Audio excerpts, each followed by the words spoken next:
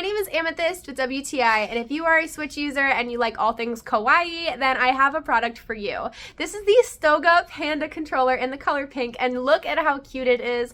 I absolutely love this thing. One is the aesthetics, of course. It's a pink panda, like who is not obsessed with that? I even love that it has these little like paw prints on the sides here, and the button in the center is his nose. That's just absolutely adorable. I also love how well it works. I've had no issues with this. The Joy-Cons work perfectly and they don't get stuck. And I also really love the feel of the buttons. It's just a very nice feeling controller. It feels comfortable in my hands. I also really love the battery life on this. That's probably one of the best things about this controller is the battery life.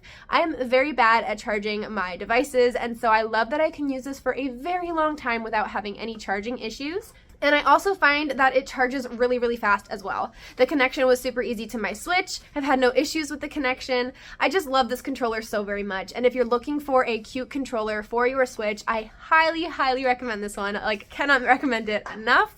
I've been obsessed with it. I know you will be too, and that is my point of view.